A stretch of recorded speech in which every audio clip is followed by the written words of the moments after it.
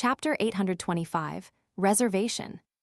Upon hearing Mr. Hanged Man's question, Derek replied in shame, "No, I've been constantly assigned to patrol missions recently, and I didn't have the time to investigate." Alger wasn't too surprised, but he was puzzled over one thing. Why don't you get the help of a few friends? You don't have to tell them your true motives. Split the task into very minor missions that wouldn't garner much attention. Let them search for information in different areas. This way, even if anything gets exposed, it wouldn't implicate them in a fatal way. Derek fell silent for a few seconds before saying, "I do not have friends." Before his parents died, he had a certain number of friends from general education classes and those at the combat training field. After all, there weren't many people that are roughly the same age in the City of Silver. They often got to meet each other, and they would even become teammates. However, after his parents' death, Derek had become introverted for a very long period of time. Burdened by the secret of the Tarot Club, he unknowingly distanced himself from his friends and stopped interacting with them. The last time someone visited him at home was Dark Regents who had been corrupted by the true creator. Alger choked on the son's reply.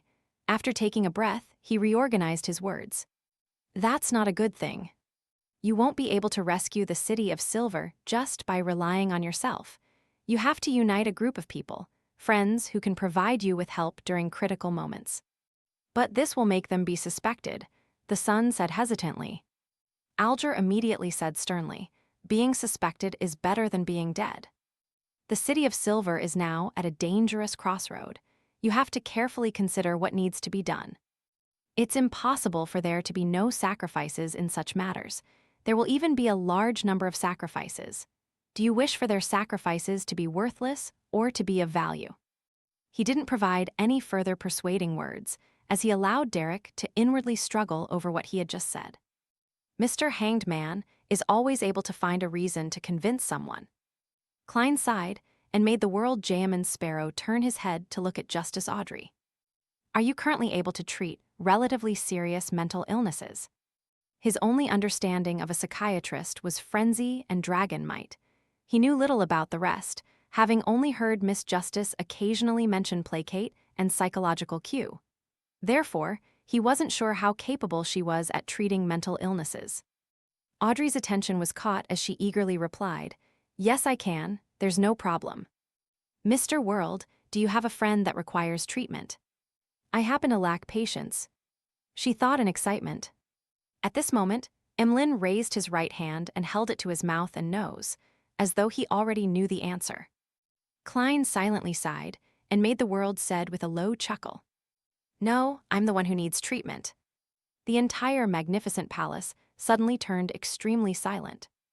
Alger, Catlia, and Fors all knew that Mr. World was a crazy adventurer, but they never expected him to have a relatively serious mental illness that brought him to the brink of complete insanity. This is the price for strength.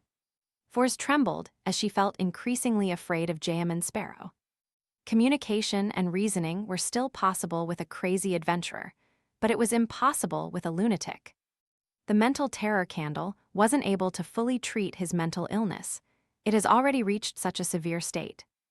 Emlyn, who had expected this, felt that the world could go mad at any moment. Derek didn't think too much about it, solely feeling concerned for Mr. World. He had wanted to say that the City of Silver had a psyche analyst that could provide treatment, but realized that it would expose too many problems. All he could do was shut his mouth as he looked at Miss Justice with an expectant look. Audrey was alarmed, lost, and puzzled. She said with some deliberation, "Mr. World, based on my observation, you shouldn't have any relatively serious mental illnesses. If it's just anxiety and immense pressure, you can condition yourself and properly relax yourself to recover. There's no need for direct treatment." The world Jayaman Sparrow chuckled and said, "The reason you didn't discover it is because the mental illness from before has been treated. I'm only making a reservation. If similar signs appear again in the future, I wish to receive timely treatment." "I see." Audrey nodded in enlightenment. She suddenly felt a little pity for Mr. World. She felt that this cold reaper who had killed several sequence 5s a week was a cold and profound blessed of Mr. Fool. He was a powerful and fear-inducing beyonder, but he was also someone whose inner feelings resembled an ordinary person. He was currently suffering from immense stress and was being eaten away by various kinds of negative emotions, slowly walking into an abyss of pain.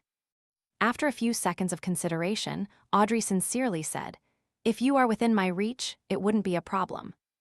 After her coming-of-age ceremony, she had obtained a certain level of autonomy. She could spend her holidays at her parents' family castle or stay in Eastchester County's Stone City on her own. However, this freedom was still limited. She couldn't head anywhere she wanted. Even in Stone City, there were many areas she couldn't visit. This could only be circumvented if she joined certain charitable organizations of the Church of the Evernight Goddess. All right. Having grazed a traveler, Klein heaved a sigh of relief. He made the world reply, "You can confirm the location when the time comes and prepare the means to not expose your identity." Audrey tersely answered, as a scene naturally surfaced in her mind. She and Mr. World would be in two separate compartments somewhere, with a wall or wooden board in between them as she conversed with him and administered treatment. In such a situation, Mr. World wouldn't be able to determine that it's me. To him, it doesn't matter as long as he's treated. This also means that if I can't make myself available, I can get Susie to do it. Mr. World definitely wouldn't believe that the one treating him is a dog Tilda. Oh, Susie doesn't know the existence of the Tarot Club. Unless it's necessary, I shouldn't get her to help Mr. World. As Audrey thought, she suddenly felt the joy from thinking up a prank, as she went through a great deal of effort in order to stop the corners of her lips from curling up. After confirming this matter, Klein thought of another problem and got the World to look at Katlia. "Can you provide a crate of explosives?" He believed that as a pirate admiral, she definitely didn't lack the resources in obtaining them. "Yes, when do you need it?" Katlia didn't ask why. With Jam and Sparrow killing so many sequence 5s, a crate of explosives was nothing. "Send it together with Broken Finger." Klein controlled the World to say, "How much will it cost?" Katlia replied without minding it, "Just treat it as a freebie for purchasing Broken Finger." A crate of explosives wasn't expensive at sea. They were even rather cheap. "I like that," the fool Klein secretly said as he made the World nod and then remind everyone. "That picture from before, try your best not to recall it or even try to draw it when out in the real world." Audrey and the other members subconsciously glanced at the other end of the long bronze table and realized that Mr. Fool didn't say anything against it. They immediately turned serious and didn't dare to be careless. This also made Katlia's thoughts of writing to Queen Mystic Bernadette about this matter be placed on hold. She had to consider a suitable method that could avoid influencing factors. Following that, the free exchange segment slowly came to an end as the area above the gray fog fell silent. Returning back to the future, Katlia stood behind the window of the captain's cabin. She was clearly in a dilemma. Finally, she took a deep breath and exhaled. As she nudged her glasses, she left the captain's cabin and walked to Frank Lee's room. This first mate had been chased to the bottom cabin after the crew's unanimous vote. It was to prevent his experimental products from suddenly spreading. Frank Lee was rather pleased with this because his new residence was much more spacious. Furthermore, it also suited the condition of a dark environment. Knock, knock, knock. Katlia came to the bottom cabin and rapped at the door. "Wait a moment," Frank Lee shouted a reply. It was unknown what he was busy on. After a minute, he opened the wooden door with his sleeves rolled up. He asked in puzzlement, "Captain, is there something?" Katlia didn't directly answer him as she used her night vision to peep into the pitch-black interior. She saw blue fish laid on the table with their eyes wide open. From the gap between the scales, green sprouts grew out. Some were already mature with an ear of wheat. "You succeeded." Katlia held back her instinct to take a step back as she asked. Frank nodded in glee before shaking his head. "Not yet, but I've already made significant progress. I've crossbred wheat, mushrooms, and a bit of a rose bishop's cells, and I achieved a first-stage product. Placing them in the stomachs of fish, they will be able to absorb the flesh and blood to grow to maturity, even without any light. But the current issue is that the target is supposed to be monster corpses. There's a need to prevent the poison and madness accumulated inside to not spread to the food after their flesh and blood is absorbed. Also, producing them is a problem. There's definitely not that many Rose bishops who are willing to be material. Therefore, there's a need for them to have the ability to split and absorb flesh and blood themselves. After hearing Frank Lee's description, Katlia silently nudged her glasses. Will such food begin to absorb flesh and blood and multiply while inside a human stomach after consumption? Frank Lee fell into deep thought. After a few seconds, he said, "In theory, no, because no one will eat them raw.